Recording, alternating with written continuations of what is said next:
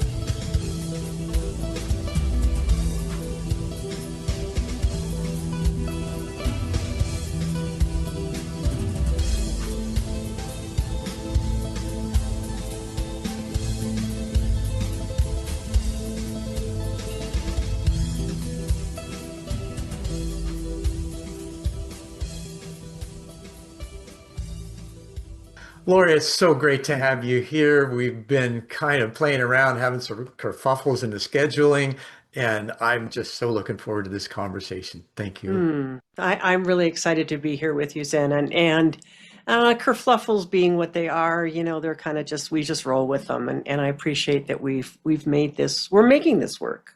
Yeah, absolutely. Well, kerfuffles are kind of the spice of life, right? We toss and we turn, we rock and we roll, and we learn how to dance better. Exactly. Now, speaking of learning how to dance, we're bereft, most of us, and you may agree with this, we're bereft of having those conversations where we expose ourselves in vulnerability, talking about what's going on inside of us, what we see, hear, feel. A lot of times there's visions we have, there's senses we have, there's promptings, there's intuitions that we're often afraid to share because people think we're kind of weird or kooky or, even insane. I think that's where we need to begin, is having those conversations. That's what's more authentic between people, sharing that depth. And if we don't do that, how can we expect to have congruency in the rest of our lives. How Hmm. do you feel about that? It's interesting that you should bring that up today of all days. Just because I had a conversation a little while ago today, and it was with someone that we had met on a networking call, and we seemed to, on the face of it, be quite aligned, and yeah, we're going to have a great conversation, etc. And I found that with so many of the things that she was saying, that I had to stop and say, I don't see it that way. I don't think that, because she was ready to have me agree with all these things just because that's what people do, and that's Right, what she right. assumed. Yeah, and I didn't. And I have been finding more and more that I just cannot do that. We may find that today. We may discover, you may say something, I'll say, yeah, I don't see it that way. It's not my experience. That's the joy of being able to agree to disagree on things, right? And Exactly. still Or just continue. exactly, and to have a different experience of life. Because if we were all doing the same experience, boy, that would be kind of boring. Well, here's an interesting view. All right. We know about this thing called oneness. So if we were to take a view of the one Hmm. distributed through 8 billion, right? Unique expressions. Right. And we Exactly. think that everybody else thinks and feels and behaves like us, and they don't, Hmm. right? We're unique in that. However, we do live in a shared space. We Yes. share water, we share air, and I love Heinlein saying share water, right? So we rock. Um, that is the epitome of our life here. And I think the ultimate is loving and being loved in that and from that place. Hmm. Well, that's the oneness with the many. Yet we are all one. That is fundamental to me. That we Mhm. we all are in this shared energetic source. This energetic presence. We are part. We are not only sharing it. We are each that. Right. However, I am that. yes. And Right. however, we have our unique expression of who we are, and the personality through which that oneness flows and expresses itself. And that's quite exciting to me, because then I get to experience so many different aspects of that oneness. Sure.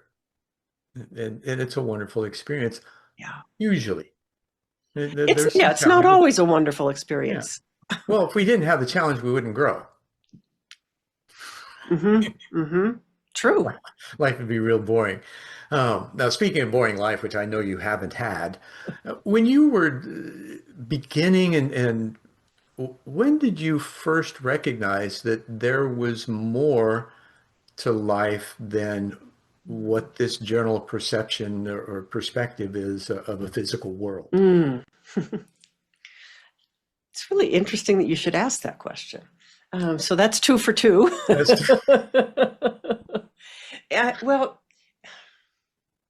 I think I came in with that awareness. Of course, I didn't verbalize it that way. I didn't express it that way. I probably didn't even think about it that way. yeah, it just I was. it just well, I was always well, from a very young age, I was imagining that other people knew what this thing, this moreness was. I just didn't. And I had to, by golly, I really wanted to know what that was. And I felt both bereft in not knowing that, and it motivated or fueled my search for that. And I Hmm. went into being into the field of psychology. I became a psychotherapist.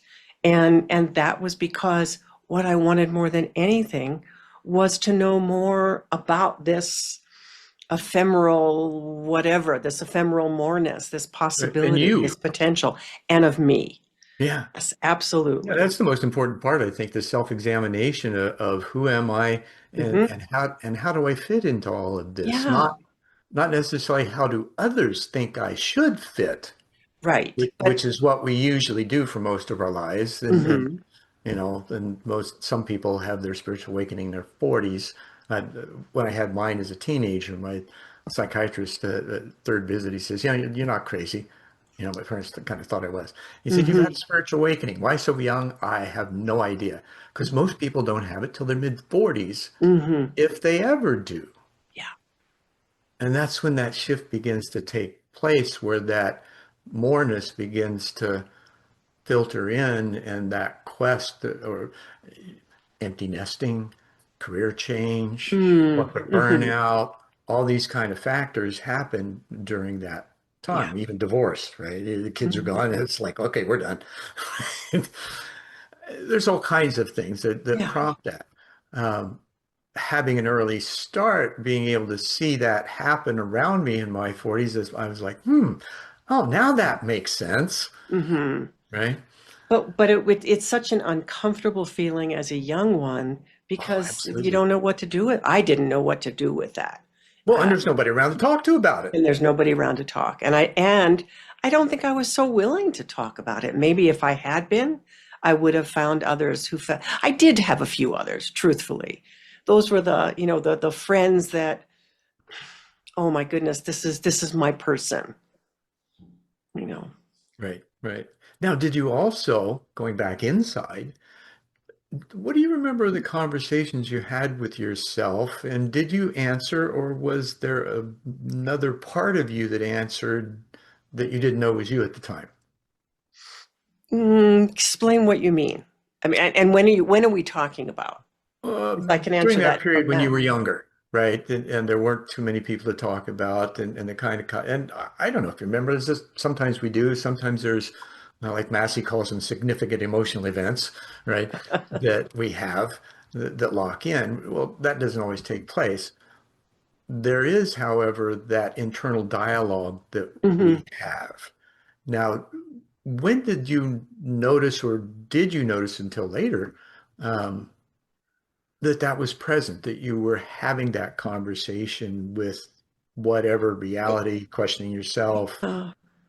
It wasn't a conversation in that way. It was Hmm. more of that push, of that quest, if you will, Okay. that desire to know, to understand, to The um, curiosity, curiosity. But curiosity doesn't even quite cover it. And so, um, I you mean read. radical curiosity? Well, I read really, really. I Yeah. read so much, and I was always, I had a double major. Actually, I had a triple major to begin with, of philosophy, psychology, and English.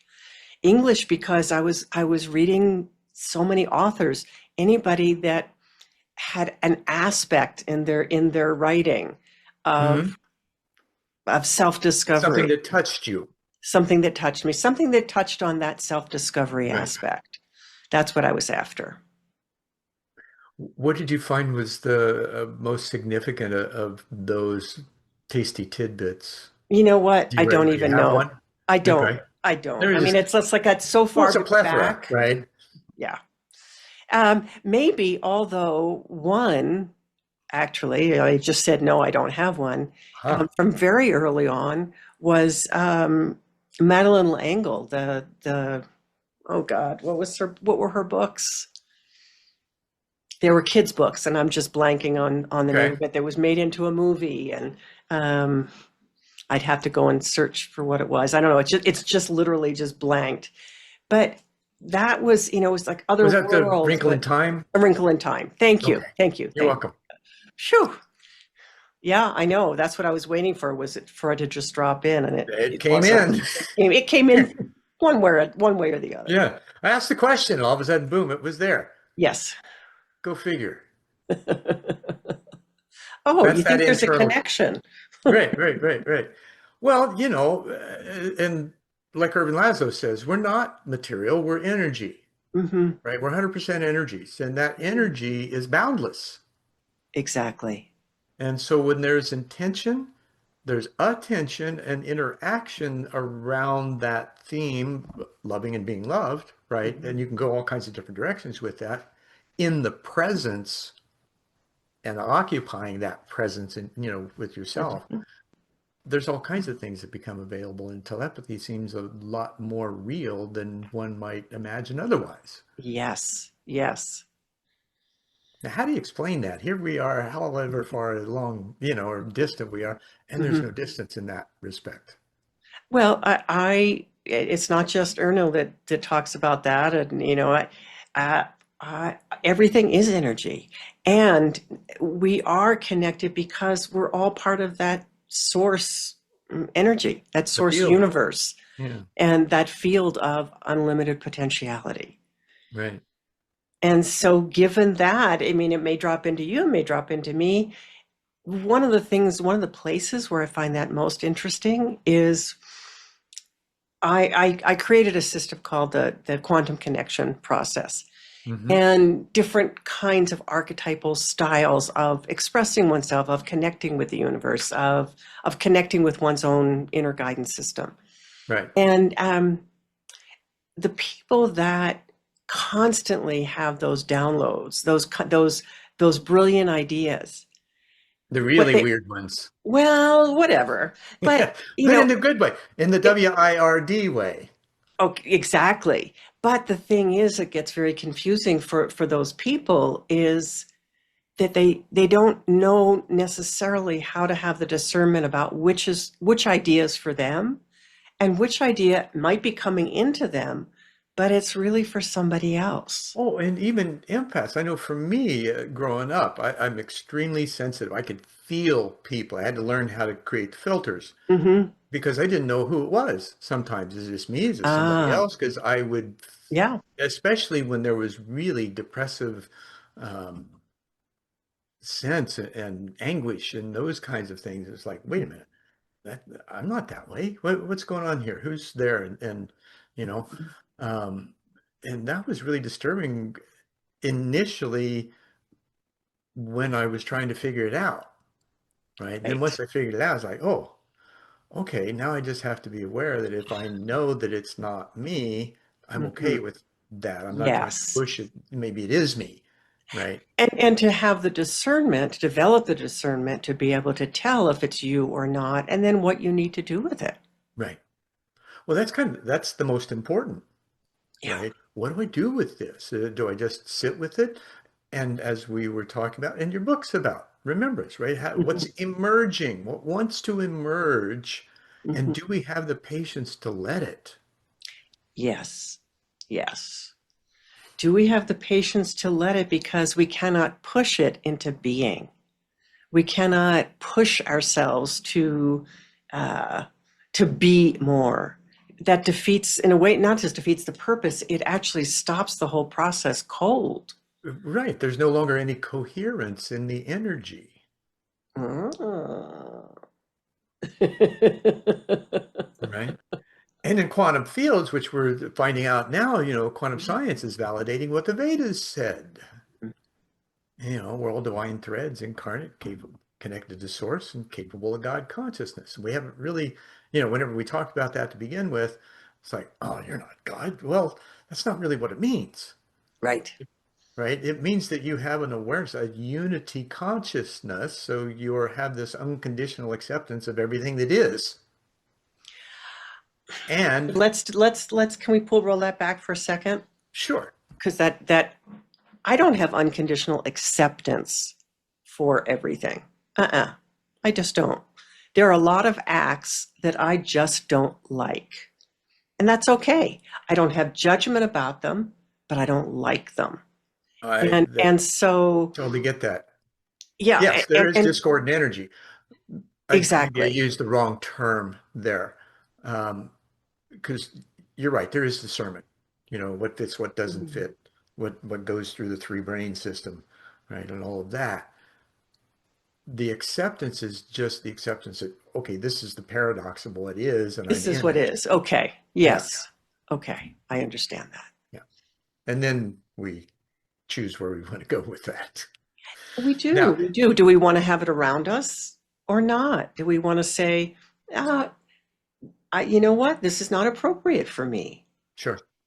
And then you move on, and not because that's bad or you're bad, but there's not a simpatico relationship in the energy frequencies. Right, right. And there's guys like me that loves to step in the middle of chaos and figure shit out. Right?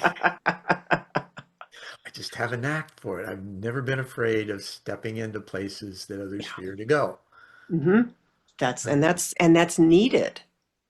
I think so today. I wish I Hmm. was called on a bit more to do so, Well, especially people, with the you skill set probably I've need got. the bridges to build the bridges between that capacity that you have and what people are experiencing, because they're not Mhm. going to recognize it as that. They're not going to recognize, Oh, no, oh, we're because in chaos and we need somebody who can, make sure. sense Well, of it's like any communicator. You got to speak to the audience in their terms first. You got to meet them where they are, it. however uncomfortable that may be.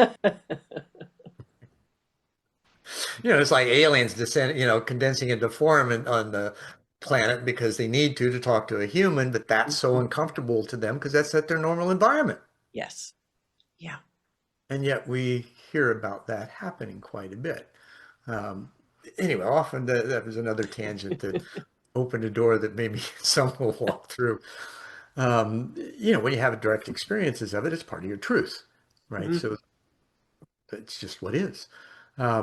Now, as you were going into your discovery of self and where you were headed out before your degrees and in those formative years, what were the kinds of things that you were considering about life and sense making and Mm.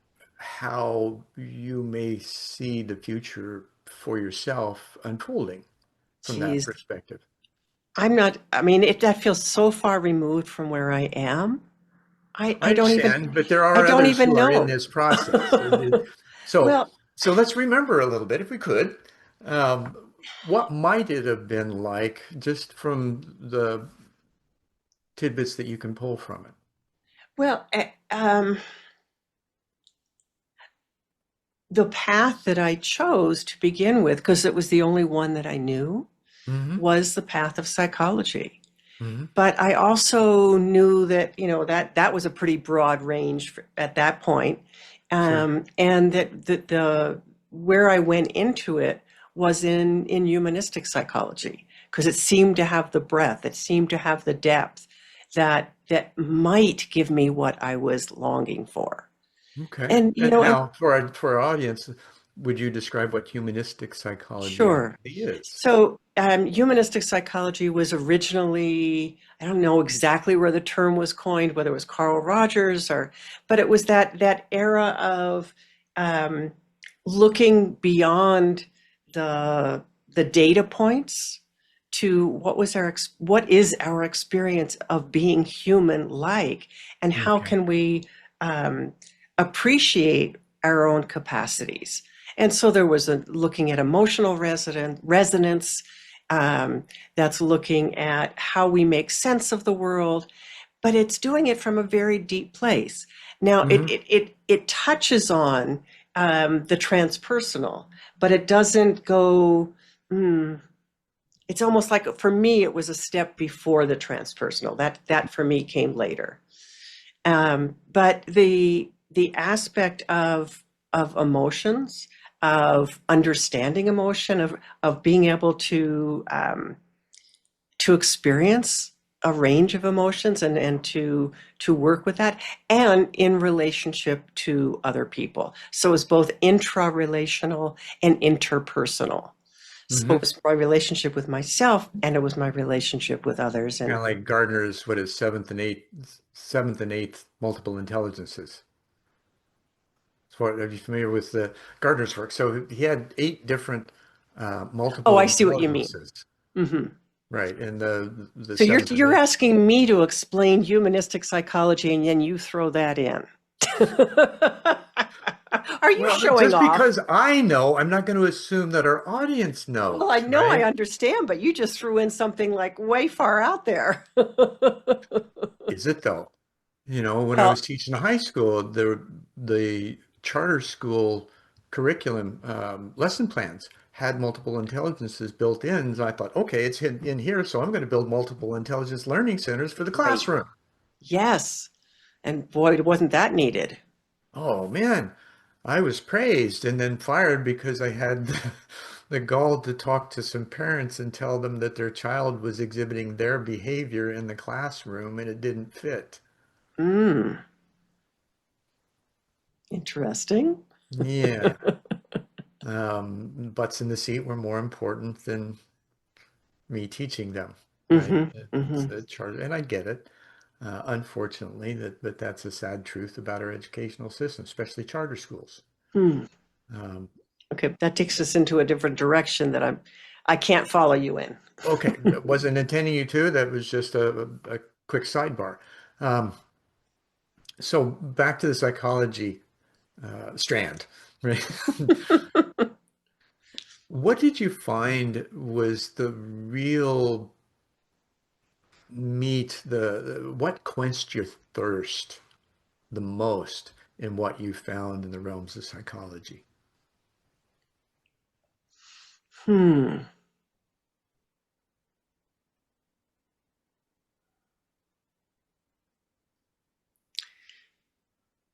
It was the breadth of experience that I began to have, that I began to open up to, and um, to feel like I could open up, that I didn't have to stay protected. And it was that sense of feeling like I needed to protect myself that was paramount, up until those times. Right, right. Now, the other side of that is that because so much of what I was doing was um, kind of based on the human potential movement, the encounter groups, and I was working with the luminaries of the human potential movement, frankly.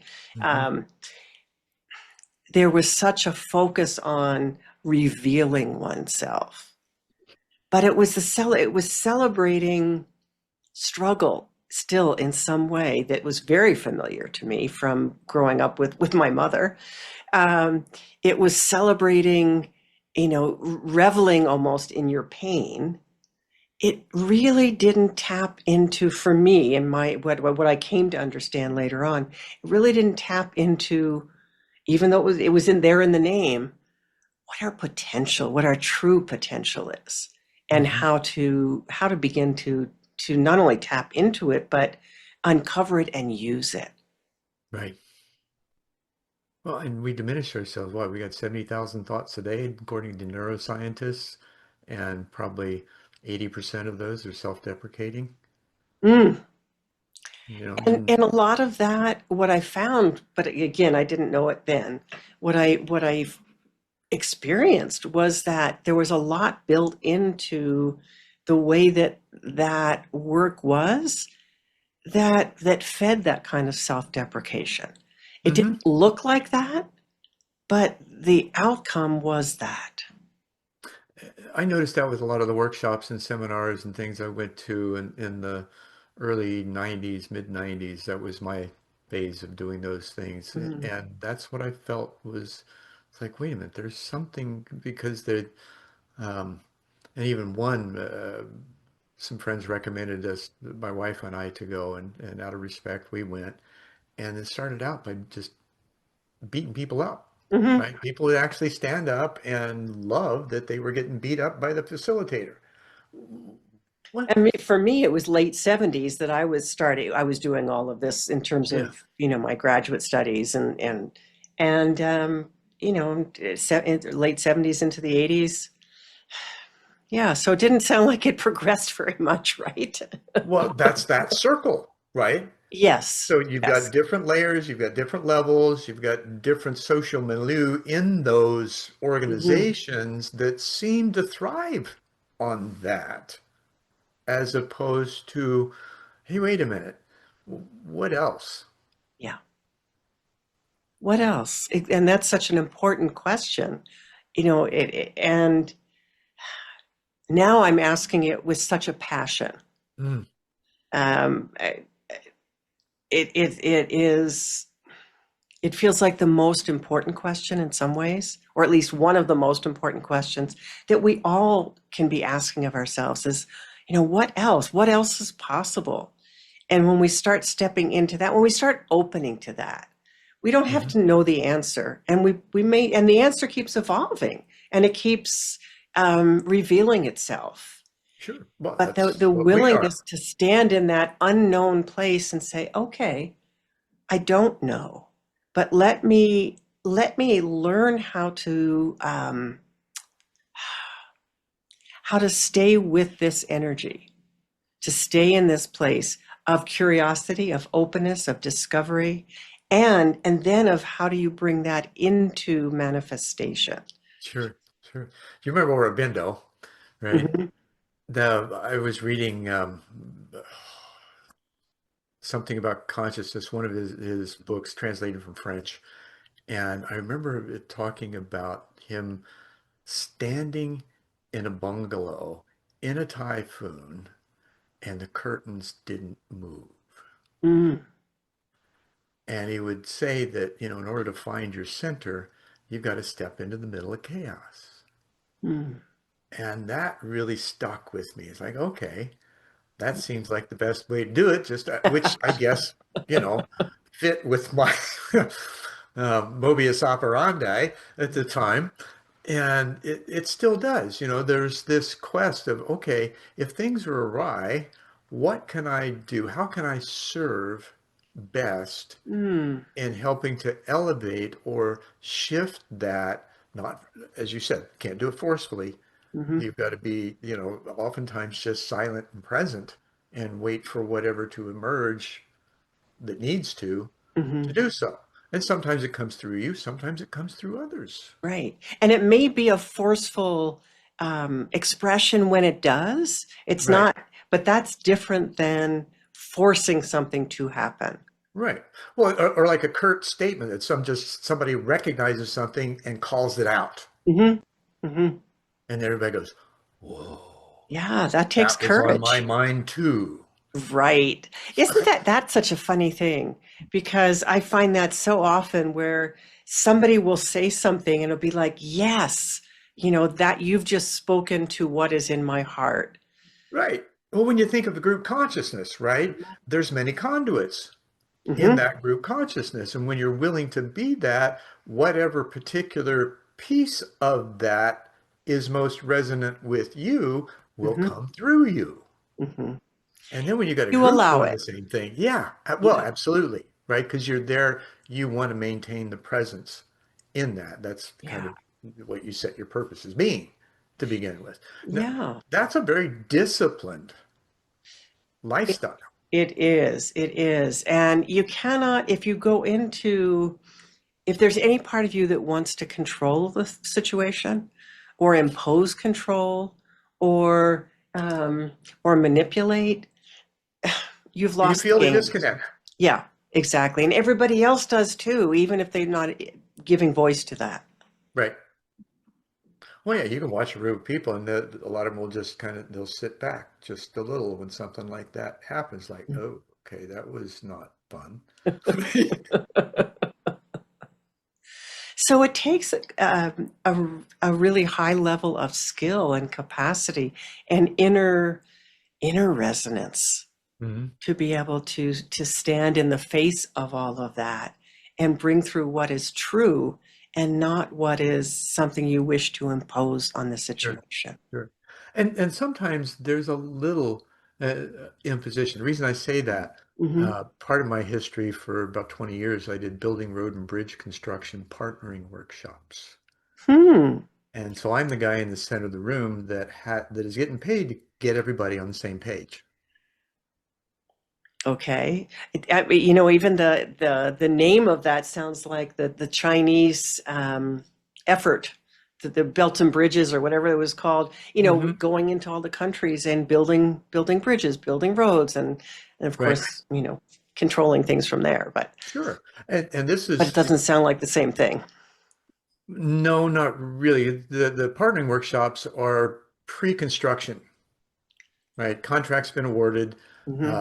stakeholders, from contractors, subs, vendors, police, fire, um, Department of Defense sometimes, Homeland Hmm. Security, all of those kinds of things. Could be 20 people. My largest project was 80 for a Hmm. $500 million job.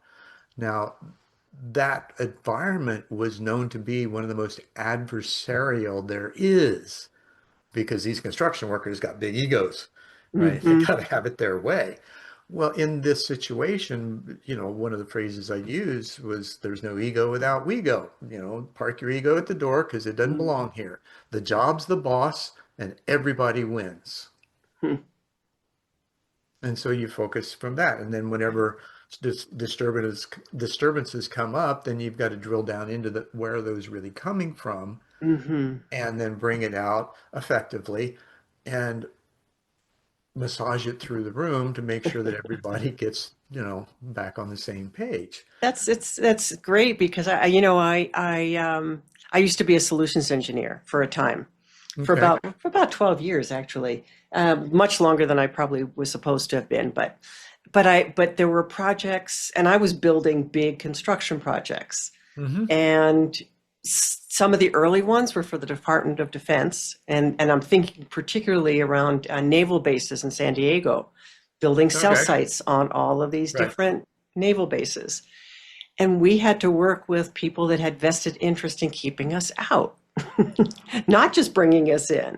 Right. And that things were being done the way they've always been done, and how could that is going to interfere with our radio frequencies and those kinds of things. And it's amazing to be able to move that energy through into Sure. something where you can find Yeah. cohesion.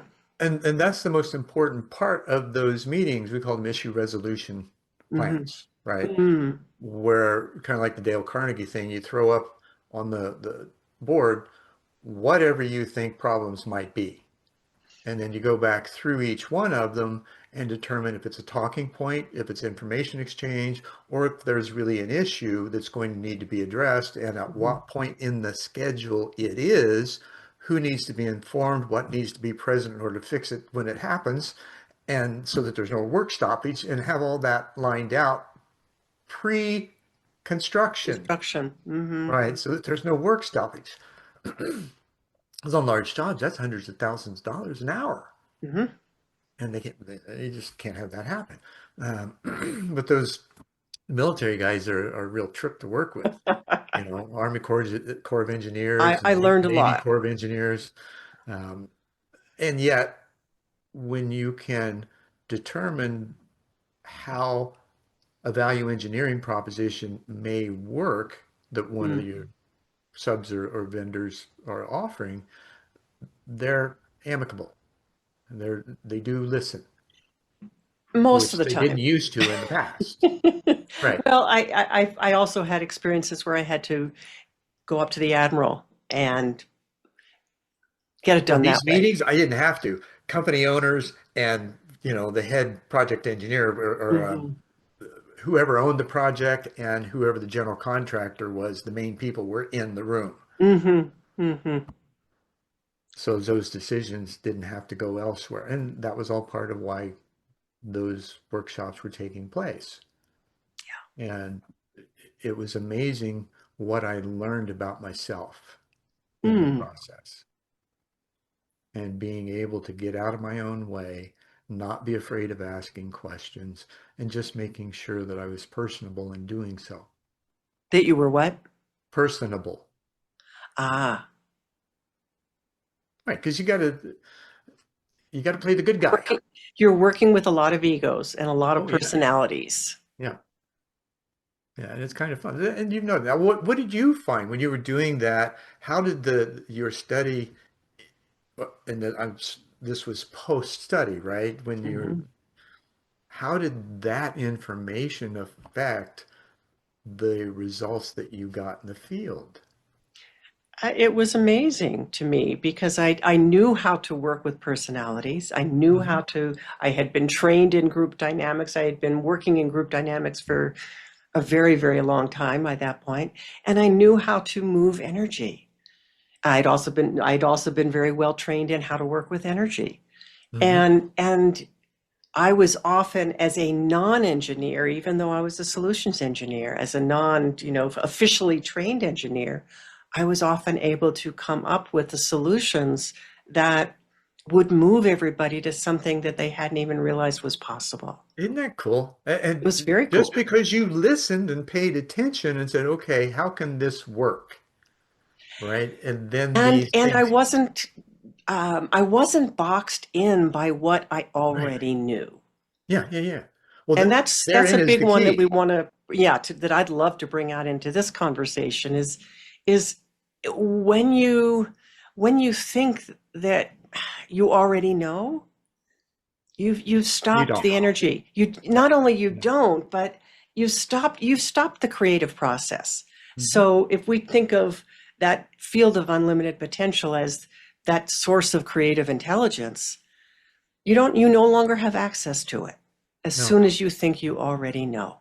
Well, as soon as you think, right? You can't think. This is what phrase I love to use. It came out of my mouth years ago. My wife said, "You need to write that down." What was it?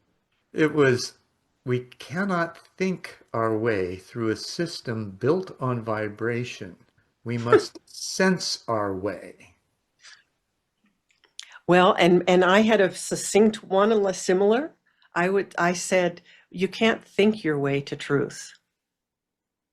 Yeah, It's it very reveals. similar. It's an experience, And and and we do need to use all of ourselves to move into that. mhm. Now, you mentioned something earlier about, knowing how to work with energy and things like that. One of the things that I discovered is that in that place of presence, you don't need any protection, right? When you're wide open, you're in your center, a lot of people feel like they got to guard themselves, Mm, right? And they usually end up creating what they're trying to guard against. And I find that especially, and I even had it in a psychic attack at one point because I didn't believe in them, first of all. And then I hmm. found out, yeah, they're real. Oh yeah. Um, and the only reason it stopped was because I let go. You didn't try and control. I completely let go and just released any attachment to it, anything I thought or felt about it, Hmm. Hmm. and it disappeared. Then I had a friend that had doctorate in metaphysics and studied under Thelma Moss. And he says, that's exactly what you should have done Hmm. because that's the oldest trick in the book, right? When Hmm. people are projecting at you, there's some visage of fear or something you want to keep control of, Hmm. that's what they focus on because you give them power by doing so. Absolutely. Absolutely. And then you say, oh, and that is also a place of unconditional love. Absolutely. Again, I used this phrase before about I don't always like someone's act. And alongside of that is I hold that place of unconditional love. God is here, God is there. Right. Doesn't mean I have to Well, like how what your many different personality is languages putting have a out. phrase for that, right? Namaste, shalom, uh, Mm, in lak'ech, alakin. Um, I'm sure there's much more. Those are just a few that I'm aware of. That it's all this recognition of the divine in me, mhm. recognizes the divine in you. But we don't live that way. We No. live with so much separation, with judgment of, oh, you're different from me, therefore you're bad or you're wrong or you need to be deported or, on and on. Right. Do you see that changing to some degree? We talk about it, our social milieu, Hmm. Hmm. our cohorts talk about this, but we're really a small percentage of the population that's doing so. How effective do you think we've been so far, and what are the indications that we might be more effective than we think? I really do feel the Speaking of change. thinking, Yeah, well, I feel the change. I yeah, feel the change. I feel the frequency shifting. And whenever that's happening, the reality is that it's not always comfortable hmm. because we're in the midst of change. Well, And and that's chaos, okay. yeah. No, no, not chaos. I'm not talking about chaos, but I'm talking about change.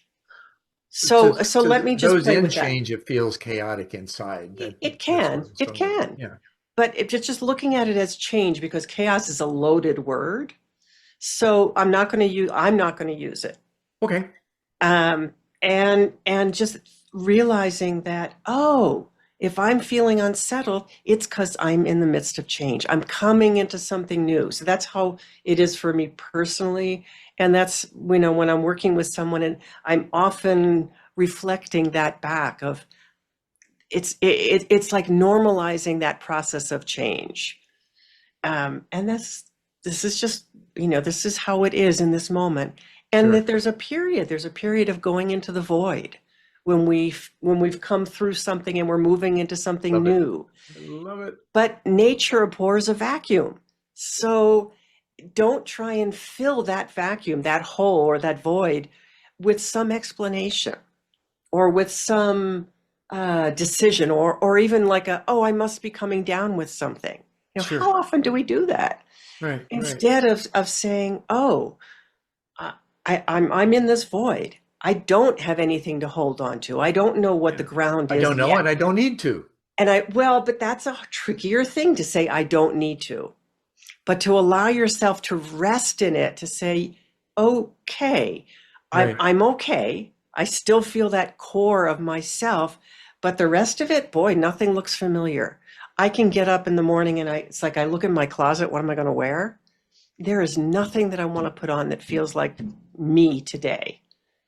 And that's just maybe it's a woman's way of, of experiencing that. Depends on whether you leave the house or not. It doesn't really, well, yeah, in terms of if I put something on, but I'm always on camera every day. Right, right.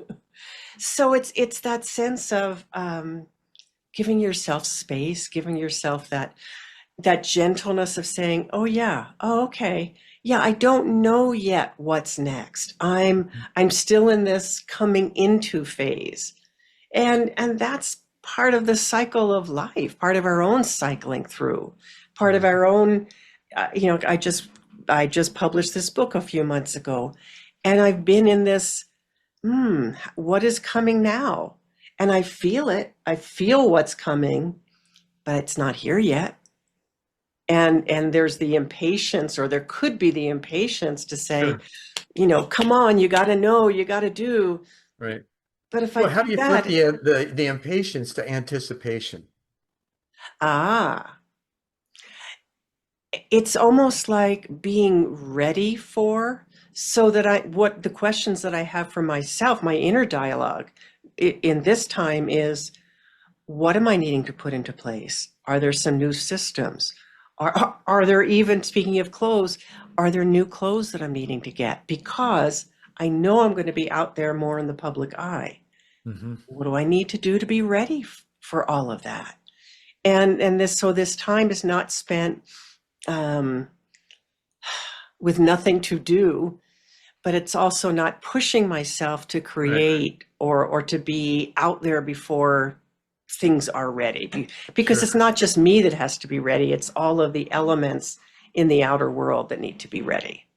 Now, there you're talking about the bigger holistic system that Mhm. is all about processes. And everything has a process to it, whether we're aware of it or not, whether it's short or long.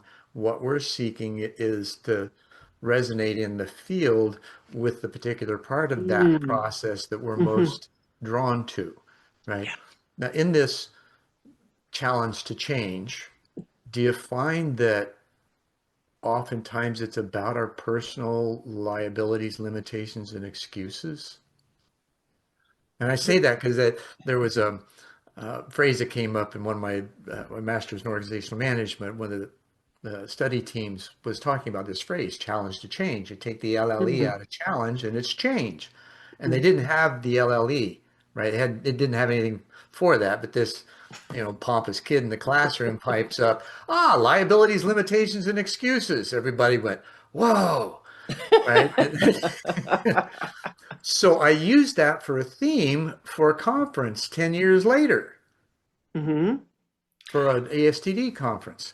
And so do you find that in that challenge to change that we find our own personal liabilities, limitations, and excuses which Yes. allow us to move beyond them, discover them, see where we're holding ourselves back, like the imposter syndrome, and then overcoming that because now we're aware. Um, hmm. In some ways, I find it even simpler than that makes it sound. I don't want to make it more complex by building a system of got to good, deal with my limitations and my excuses, and Sure, sure, you know, sure. uh, and Well, so we both seek to make this complexity simple I so that, know. But yeah. what I'm going to describe to you is something maybe a little different. I'm not sure, but I think it's something that you will probably relate to. Um, when I'm allowing for myself to tap into what the potential is, and I get curious about, what is emerging, and I start to explore that, I find that yes, I might come up against some of those, those feelings of limitations, Hmm. but if I start to focus on the limitations, I'm going to stay stuck in that path. If I focus on the what's emerging, I find that the limitations start to dissolve like what they are, which is only just some energy. Sure, sure. Well, again, though, you're still recognizing that now, whether you call it a limitation, it's just a Maybe I diminished, am, but maybe I it's a don't even diminished recognize it. energy that you sense. It's like, nope, that's not the path I want to go down. This is Hmm. what, that's the choice point. But You're sometimes it aware. happens without even noticing that. Oh, That's yeah, what, because you that's my point. practiced it enough, Well, that's right? true. I've been doing this for a couple of decades. Just yeah, right. So, things that people feel like are second, or You're right. third nature to them, things that they really have to think about over time, when the discipline and the practice kick in, it becomes you. Hmm. It's just part of who you are. Yeah. And that's part of what I teach and I say teach in quotes because it's both teaching and modeling and holding space for, and the way in which I work with energy using higher consciousness energy symbols Mhm. is to is so that the energy allows that to take place. And then you look back and say, "Oh, I used to have all this self-doubt. That really wasn't operational in this whole Right. experience." And that's pretty Which is a cool amazing. thing. Oh, Yeah, yeah. it is. And it's so edifying and it increases confidence, Mm, right? it does People often indeed. confuse ego and confidence. Hmm. And it depends on the listener, right? As to where they're at within their own being as to what they're going to see in the other. Yeah. But ego Yeah. isn't that it's not something we need to be afraid of. Absolutely not. It has a great purpose. It does. It does. I think of it as our personality and the way that we express in the world. Hmm. It's just that when we give it the front seat, we don't want it Well, to run the show. again, it's how we treat things. We're constantly putting them down. The things that are most real and Mm. most important, vulnerability. Guys, when I was growing up, if they showed vulnerability, it was like, oh, several not nice names, right? And yet today, the feminine side of masculinity is one of the things that's most important in servant leadership. Mm. And as long as it's not performative. Right. And Yeah, the that's where numbers will be there I see when that you have happening a lot. everything grounded in the way that you're speaking about. Now, Yeah. how how how how now, brown cow? How do you translate that into a new world that's seeking relief and still in Mm. recovery from a massive kerfuffle that Mhm. gave them the opportunity to obsess on self-hygiene, right, which eventually turns inward as behavior mod. And so there's Mm. self-examination involved. Whether we want to admit it or not, we still do it. And then there's the sequestration, which prolonged it. Now, how do you see that affecting this rise to a new normal that hopefully works for everyone? Mm. Um, what I have been guided to do, and I've just been starting this in the last few months, is to move about the world, is to go into people's living rooms, is that they invite people in to have these salons of life, what I call a salon of Mhm. life. And really what they're about is about the energy of remembrance, the remembrance of who we really are. And when you do that in that space with others, that it's not just going off to the mountaintop and doing your meditation and coming to whatever experience you come to, having your own inner experience, but then having that in a shared space and being able to share that with others, there's something that starts to take root. And it starts to take root energetically. It takes root in the light bodies of the people in the space. And Mhm. then I'm starting to collect, no, that's the wrong word, and to bring those people together. That's happening online because that has to happen online because we're not Sure. all in the same physical space. Oh, yeah. But but it seems important, it is important for me to have this willingness to go fly somewhere and to spend this time. And it doesn't have to be a long time, but it's that intimate, gentle awakening, remembrance. Mm. Yeah. And it's a great feeling to have. Uh, Hmm. do do you see this evolutionary leap Hmm. that humanity is on the precipice of unfolding in a way that takes us to a new level of understanding systems? Um, or does it bring simultaneously um, trigger the more individual opportunities for self-love, for aligning with what your particular passion might be and pursuing it rather than production or a job, Mm. um, and it being a really spooky place to be right now. I love that you brought those side by side. I really love that you brought those side by side. Three And for that, three. Right. well, if we, I wasn't sure where you were going, and I was just sort of here with I know. bated Yeah. You were breath. like, where is he going with Where this? is he And going? leaning into it. I saw that. That was Yeah, wonderful. and it's not that we're done or that we don't need to do that individual journey. We do. Hmm. That's the hero's journey. We're still doing that. And how to hold that at the same time that we bring forward. You talked about in terms of systems, that kind of threw me off a little bit. But that's okay. It's just not my wording or Jargon. my way of my yeah. Um, but if we don't bring that into humanity, if we don't bring that into our neighborhoods, into our families, into our schools, into our government, are we going to do anything?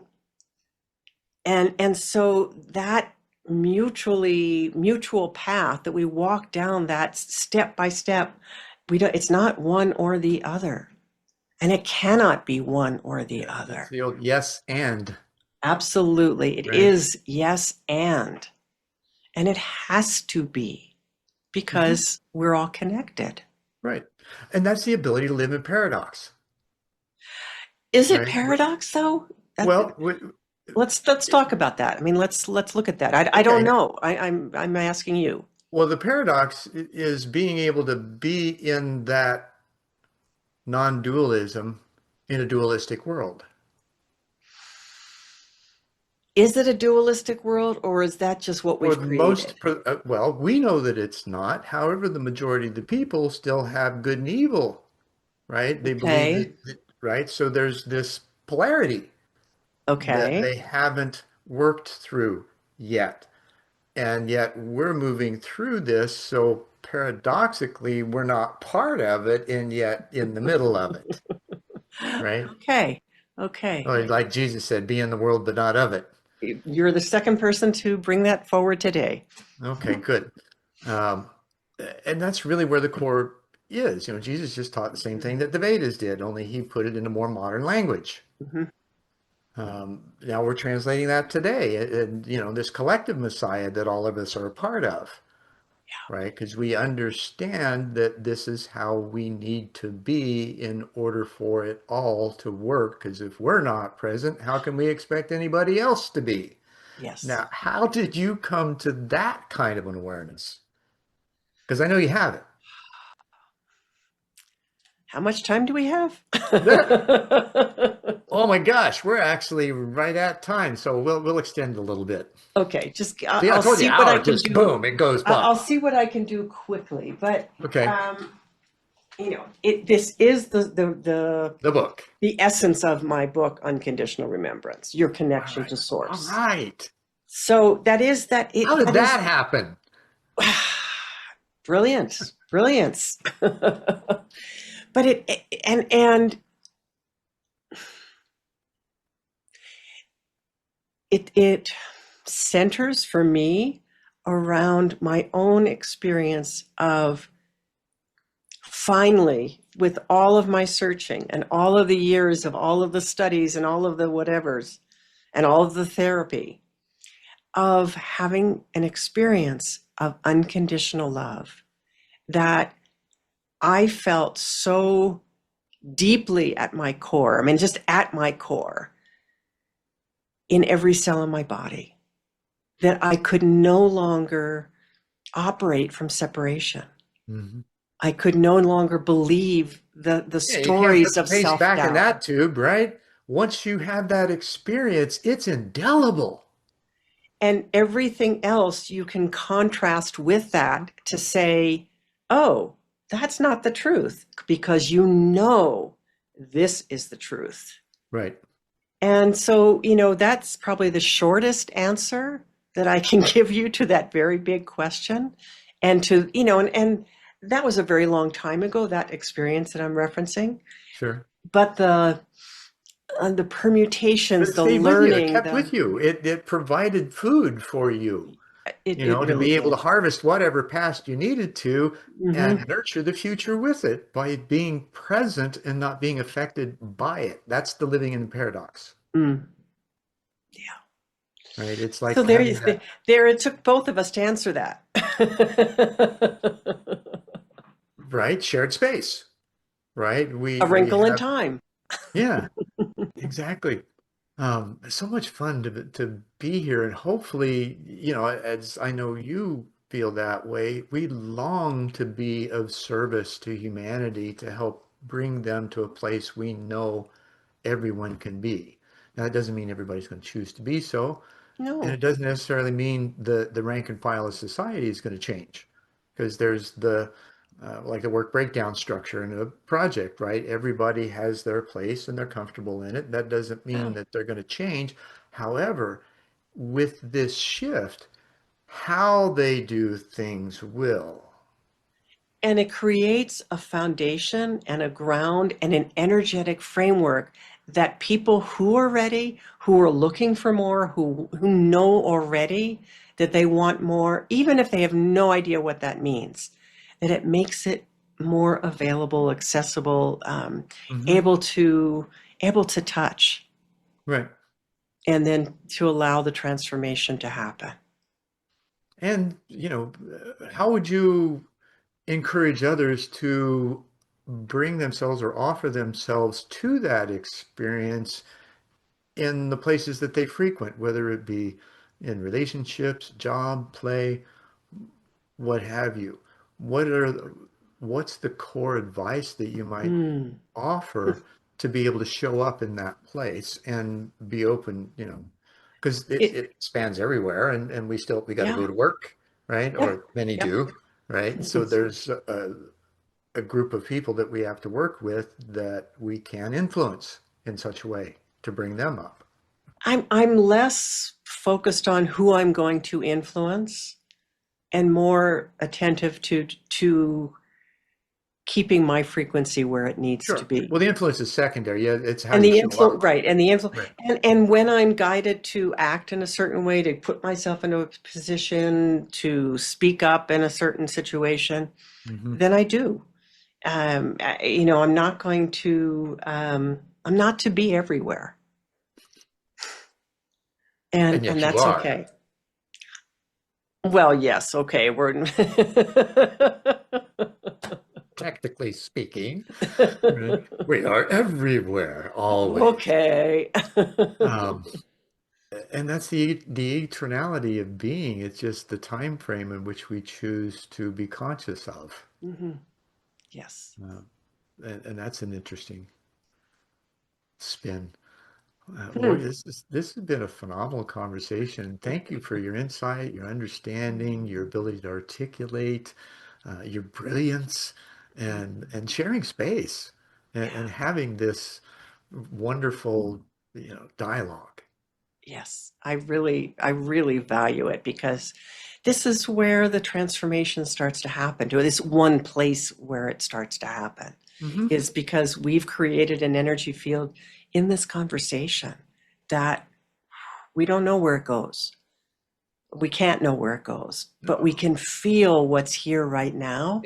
The one thing we do And know, it's going to ripple. yes, yes. Thank you. And Thank you for inviting me to be part of this. oh, you're very welcome. I'm so appreciative of your time, your space, and your willingness to work through the timing schedules to get here. We did it. We did We it. did it. We did it. Thanks again so much, Lori. You're welcome. And namaste and in-law catch. And thanks for sticking with us for this episode of One World in a New World. I'm your host, Zen Benefiel. And for myself and Laurie Seymour, we thank you very much. And do subscribe, comment, share, like, all the things that you know we like so that we can do more for you in sharing what we can give in solutions to what's coming for you. So we thank you again. And until next time, I'll see you then. I'm sure you found yourself in a place of uncertainty from time to time. I know I have. It brings doubt, fear, uncertainty. We don't know which ends up. Well, there are ways to find out. Self-awareness is one of those. Coaching is another.